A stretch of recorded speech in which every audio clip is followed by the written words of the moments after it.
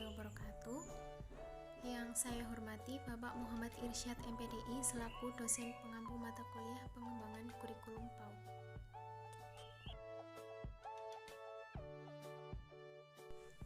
Di sini saya akan menjelaskan tentang satu, jenis-jenis model pembelajaran PAUD.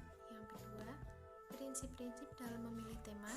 Dan yang ketiga, langkah-langkah dalam membuat webbing tema.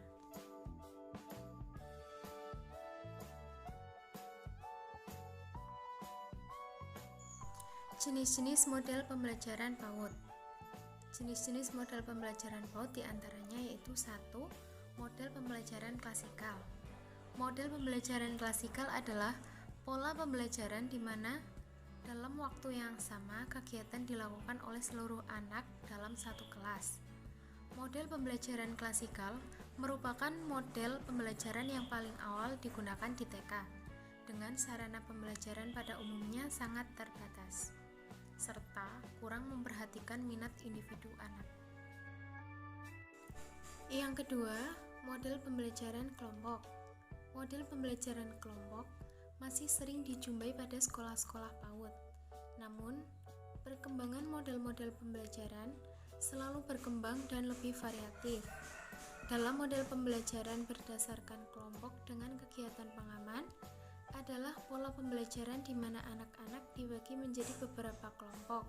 Biasanya dibagi menjadi 3 kelompok dan masing-masing kelompok melakukan kegiatan yang berbeda-beda.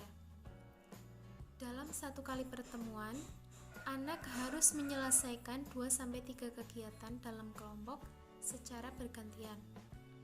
Apabila dalam pergantian kelompok terdapat anak-anak yang sudah menyelesaikan tugasnya lebih cepat daripada temannya, maka anak tersebut dapat meneruskan kegiatan lain sejauh di kelompok lain tersedia tempat. Yang ketiga, model pembelajaran area. Model pembelajaran berdasarkan area lebih memberikan kesempatan kepada anak untuk memilih atau melakukan kegiatan sendiri sesuai dengan minatnya. Pembelajarannya dirancang untuk memenuhi kebutuhan-kebutuhan spesifik anak dan menghormati keberagaman budaya dan menekankan pada pengalaman belajar bagi setiap anak. Pilihan-pilihan kegiatan dan pusat-pusat kegiatan serta peran keluarga dalam proses pembelajaran area menggunakan 10 area, yaitu 1. Area ibadah atau imtak, 2. Area balok, 3. Area berhitung atau matematika, 4. Area IPA atau sains, 5. Area musik, 6. Area bahasa, 7. Area membaca dan menulis, 8. Area drama, 9. Area pasir atau area bahan alam, 10. Area seni dan motorik. Sudut kebudayaan. Selain itu, ada macam-macam sentra bermain, antara lain 1. Sentra bahan alam atau sains, 2. Sentra seni, 3. Sentra bermain peran, 4. Sentra agama, 5. Sentra musik.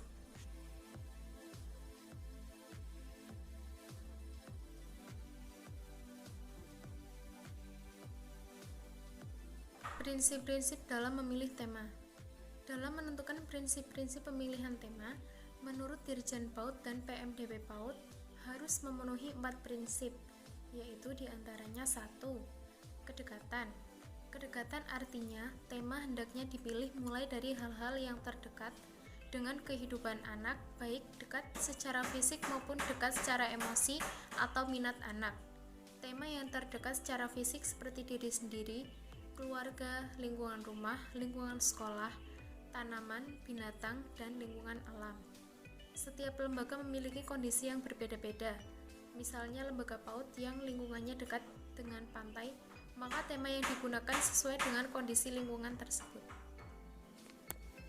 Yang kedua, kesederhanaan. Kesederhanaan artinya tema yang dipilih sudah dikenal anak, agar anak mudah memahami pokok bahasan dan dapat menggali lebih banyak pengalamannya.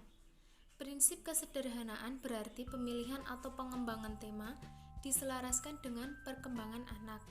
Tema yang dipilih juga memungkinkan untuk dapat dipelajari oleh anak secara optimal. Berdasarkan prinsip kesederhanaan itu, kita dapat memilih tema misalnya buah-buahan dengan subtema pisang. Melalui subtema yang sederhana kepada peserta didik, misalnya warna buah pisang, rasa buah pisang, maupun bentuk dari buah pisang. Yang ketiga, kemenarikan. Kemenarikan artinya, tema yang dipilih harus menarik bagi anak dan mampu menarik minat belajar anak.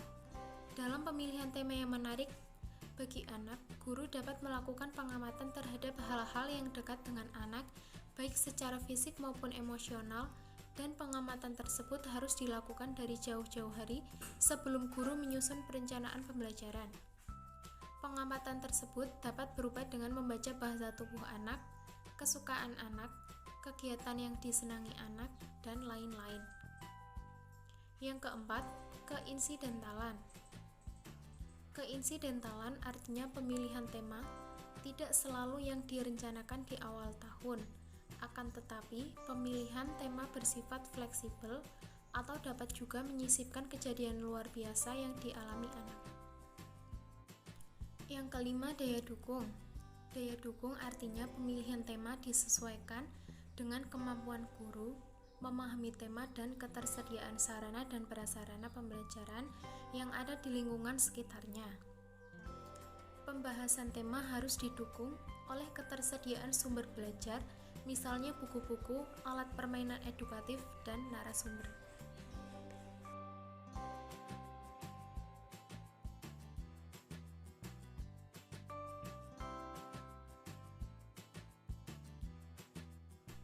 Cara membuat webbing tema. Yang pertama, pastikan tema utama terletak di tengah-tengah untuk memudahkan membuat percabangan. Akan lebih baik jika mind map berinti berada di tengah. Yang kedua, dari tema utama akan muncul tema turunan masih berkaitan dengan tema utama.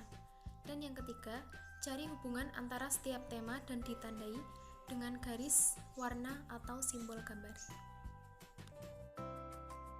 Sekian materi yang dapat saya jelaskan, kurang lebihnya mohon maaf. Wassalamualaikum warahmatullahi wabarakatuh.